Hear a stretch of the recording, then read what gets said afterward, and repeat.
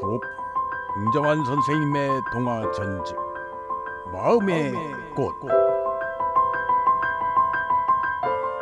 옛적 어느 나라에 어질고 착하신 임금님이 한 분 계셨습니다. 그 임금님이 다스리고 계신 나라는 그리 넓지는 아니한 조그마한 나라였으나 정치든지 무엇든지 그림같이 아름답고 깨끗한 좋은 나라였습니다. 그리고 토지가 몹시 기름져서 곡식이 잘 되는 고로 일반 백성들은 좋은 옷을 입고 늘 좋은 음식을 먹고 놀면서 일이라고는 1년에 봄과 가을 2번밖에는 하지 않았습니다. 그러면서도 모두들 부자 살림을 할 뿐이요 구차하게 지내는 사람은 별로 없었습니다. 그래서 그 백성들은 참말로 우리 임금님이 복이 많으셔서 하느님께서 특별히 우리나라를 보호해 주신다. 우리는 유일하게 하나님의 총애를 받는 백성이다 생각해서 결코 다른 곳 일을 알려고도 안 하고 알아야 소용도 없다고 평화롭게 그 나라 안에서만 세월을 보내고 있었습니다. 그렇게 백성들의 살림이 부자가 되어 있고 구차한 꼴이 없이 평화롭게 지내는 것이 나라님 마음에는 대단히 기쁜 일이었습니다. 그러나 그 대신 다른 좋은 일이나 지식이 적고 다만 돈 많은 것을 제일로 알고 돈만 많으면 귀하고 좋은 줄 아는 것이 임금님께서는 늘 근심하시며 늘 걱정하시는 일이었습니다. 쌀쌀하고 차갑던 겨울이 지나가고 따뜻한 봄이 이 조그마한 평화로운 나라에 또 왔습니다. 새파란 바다 위를 봄철이 건너와서 언덕과 수풀에 말쑥말쑥한 새파란 싹이 의논한 듯이 일시에 나뭇가지에 솟아서 따뜻한 햇님을 향하고 움쩍움쩍 자라기 시작하였습니다.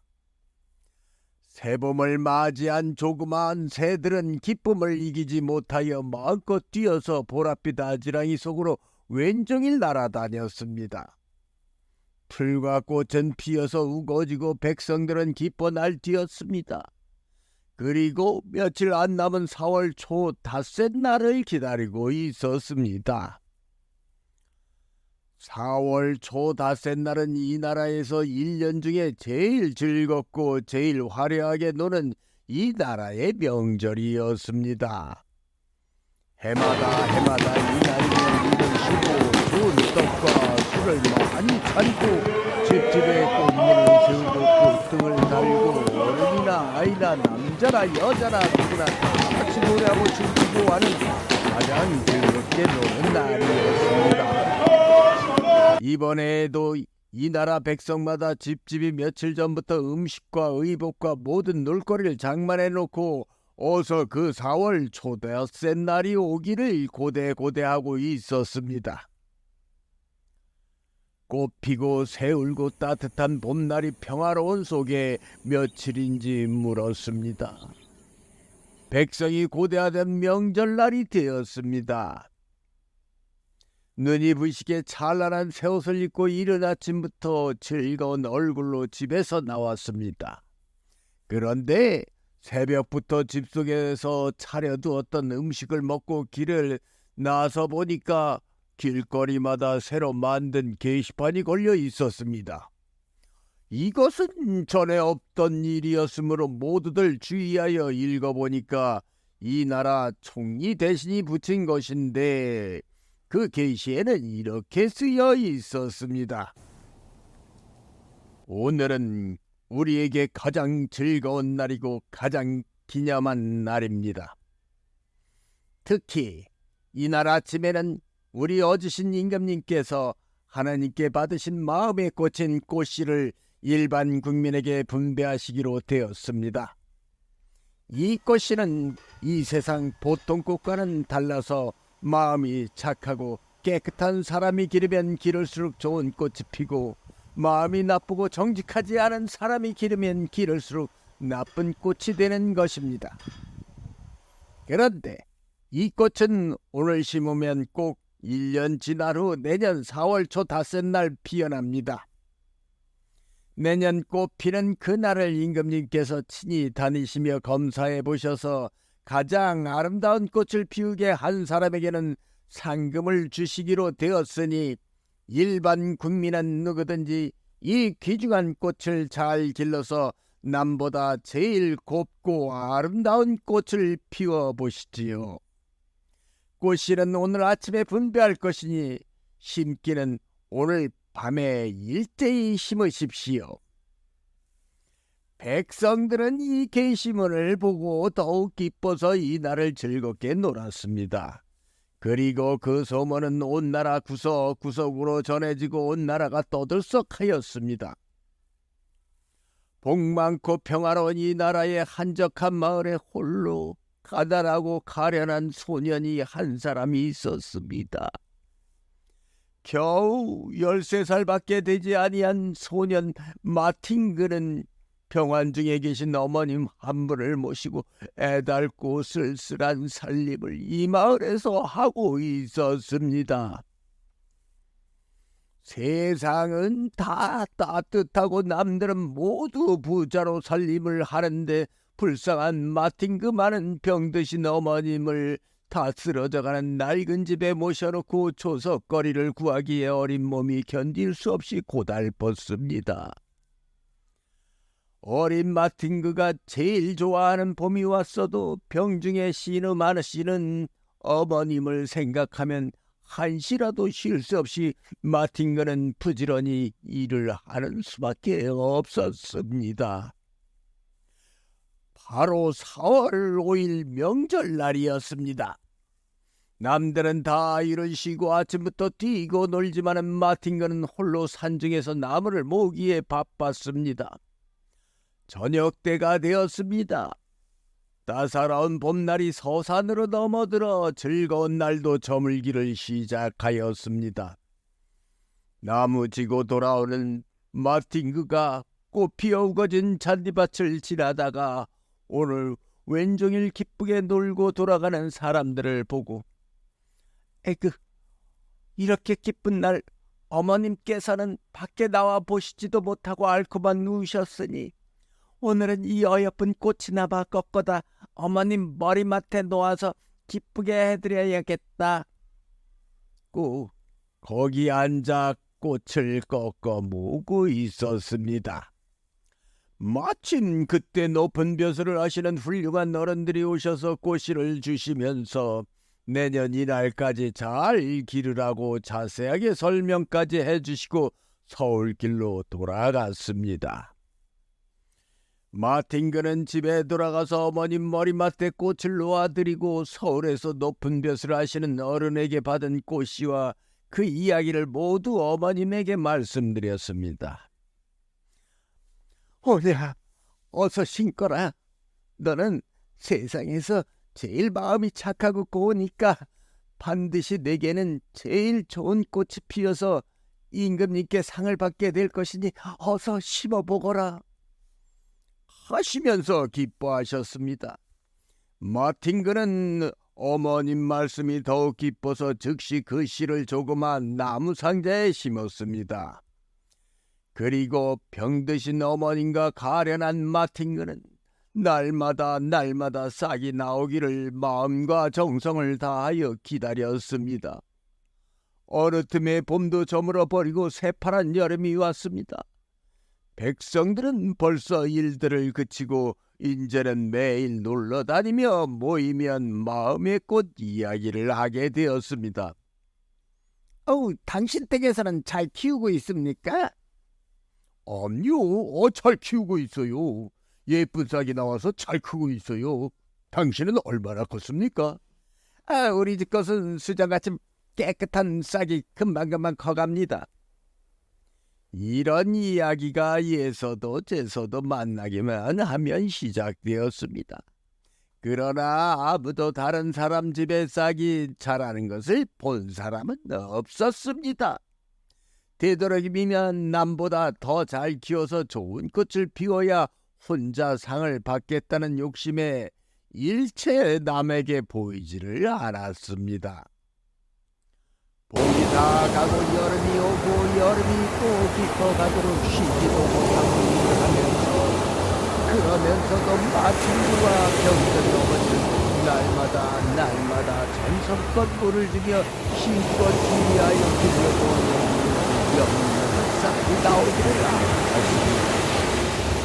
그 구차한 살림 속에서 앓으면서도 일하면서도 마음껏 그 꽃나무를 기르는 가련한 모자는 얼마나 그 꽃나무 싹에 희망을 붙였겠습니까?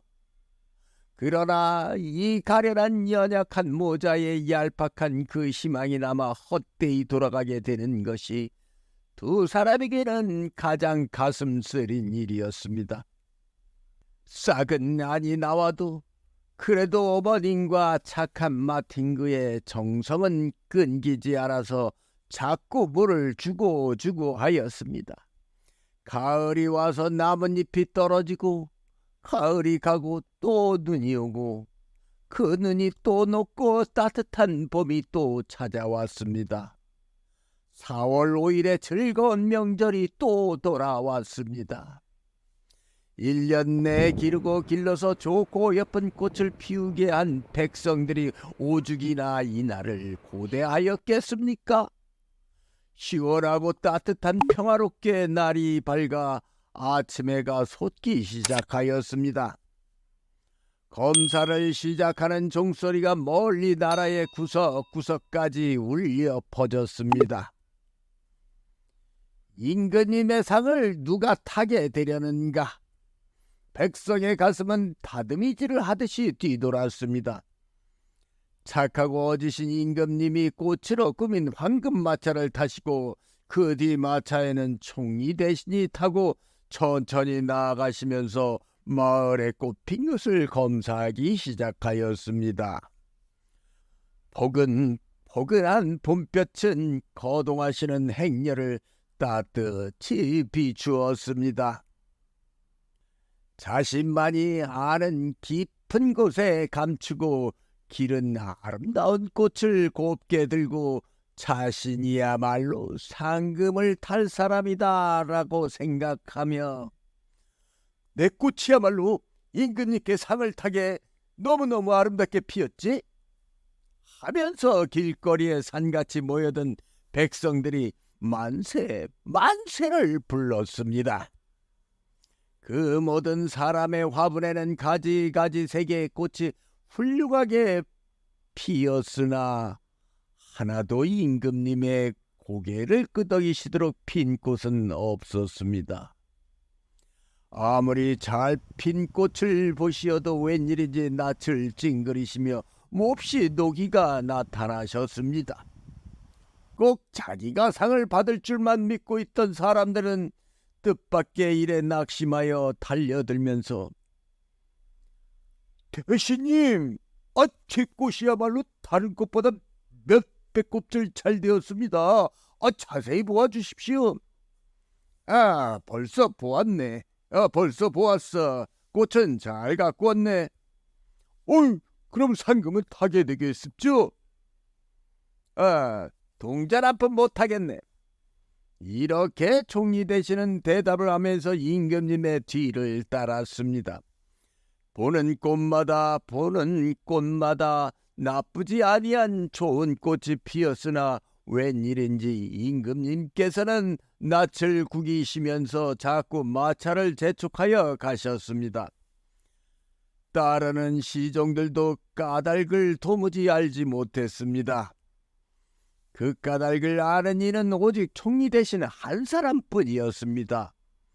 아주 낭망하신 임금님께서는 그만 꽃을 보시려고도 아니하시고 그냥 대궐로 되돌아가시기로 하셨습니다. 상금을 실은 마차는 헛되이 임금님의 마차 앞에 서서 돌아가게 되었습니다.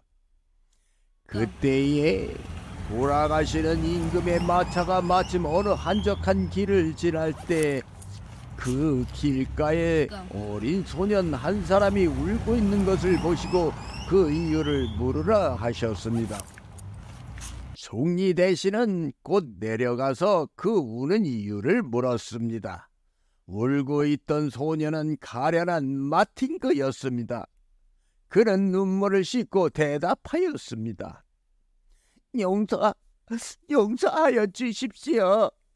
다른 사람들은 모두 마음이 착해서 좋은 꽃을 피워가지고 임금님께 검사를 받는데 저는 마음이 다른 사람보다 착하지 못한가 봐요.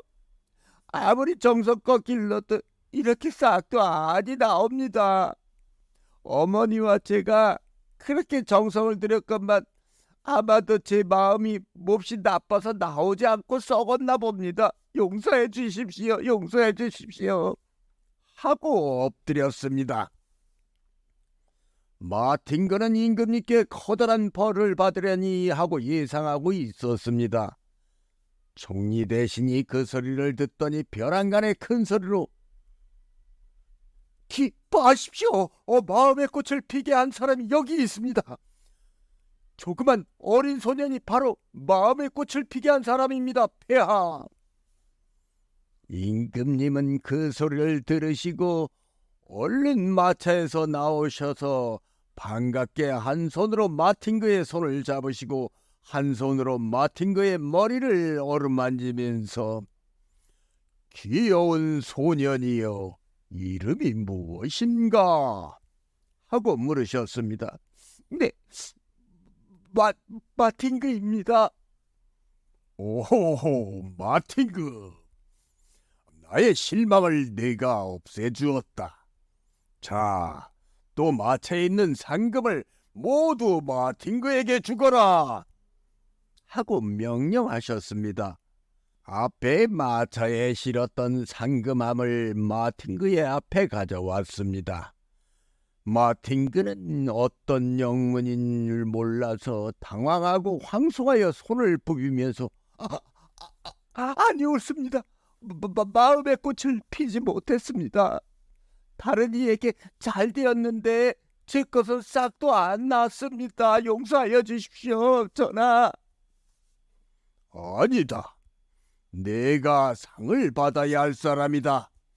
어서 이 상금을 바꿔라. 아닙니다.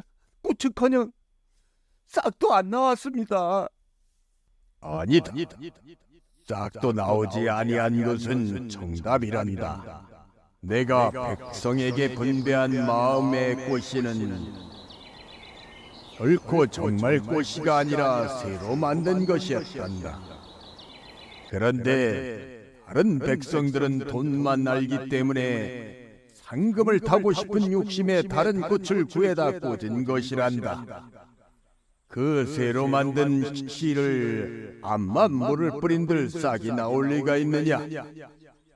꽃이 되지 아니한 것을 그대로 내어놓은 너의 그 깨끗한 착한 마음에 지금 훌륭한 꽃이 피인 것이다. 너의 그 고운 마음 속에는 세상에 제일 가는 고운 꽃이 피어있는 것이다. 귀여운 마틴그야. 정직한 소년아. 아무쪼록 앞으로도 점점 더 깨끗한 사람이 되도록 하여라. 그렇게 되기 위하여 가슴속에 지금 피어있는 꽃을 아무쪼록 잘 기르도록 하여라. 그러니 어서 이 상금을 바꿔라. 마틴그는 저를 공손히 하고 그 함을 집에 계신 어머님 앞에 갖다 놓아달라고 부탁을 드렸습니다. 임금님도 그 집에까지 가셔서 많은 칭찬과 많은 위로를 해주셨습니다.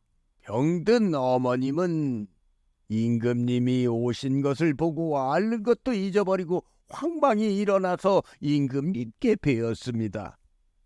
임금님께서는 여러 가지로 모자의 신세를 들으시고 더욱 마틴그의 효성에 감동하사 무한히 기뻐하시면서 이날은 돌아가셨습니다. 그리고는 마틴그의 어머님은 신기하게도 웬일인지 그때 일어나서는 다시 눕지 않아도 아프지 않게 되어 병이 나으셨습니다. 그 다음날 일반 백성 중에 꽃을 구해다 꽂은 백성은 거짓말을 한 채로 벌금을 내도록 하시고 쇼성스러운 소년 마틴그와는 이 임금님의 외동딸인 공주와 결혼을 하도록 추진하시어 마틴그는 결국 사위가 되었다 하는 이야기 옳습니다요.